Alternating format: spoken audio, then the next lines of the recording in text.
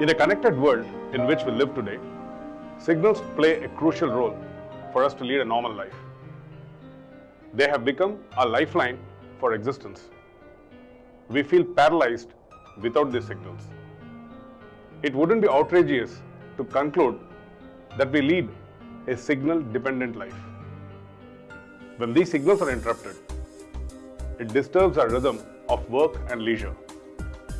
Its strong influence on our daily lives affects our mood and behavior adversely.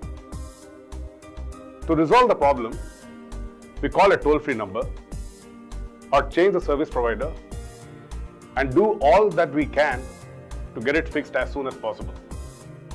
Sometimes we do not hesitate to change the phone, the TV, or the computer if the situation doesn't improve. We spare no effort to stay connected, of course, with our devices. Now, pause for a minute. Imagine you are the device and ask yourself a question. Am I receiving all my signals clearly? What happens when our signals of the mind do not give us the desired clarity that we need to live a life of purpose? How do we know whether we are receiving the signals clearly from the mind and the body? Do we have a choice of complaining or changing the service provider or buy a new piece as we do with a device? Wishful thinking, isn't it?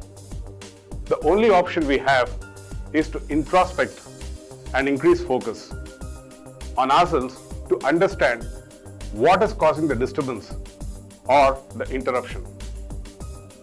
We can get better by tuning into these signals, by observing more frequently and taking specific steps to strengthen them. Khalil Gibran, the famous Lebanese-American poet and artist, offered a very powerful and a thought-provoking insight which captures the essence of knowledge. Knowledge of the self is the mother of all knowledge. So it is incumbent on me to know myself, to know it completely, to know its minutiae, its characteristics, its subtleties, and its very atoms.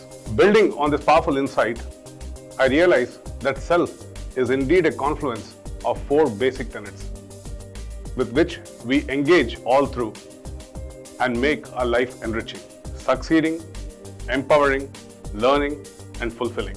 Either willfully or otherwise, we engage in pursuit of these dimensions from our childhood.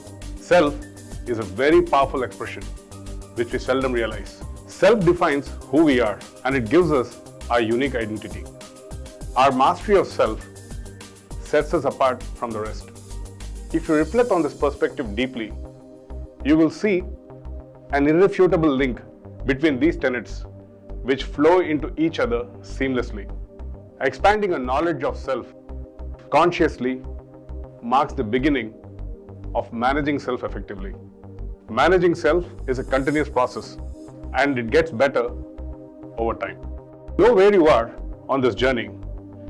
Consider answering these questions, as questions move us into action. Am I succeeding enough in life? Am I empowering myself enough?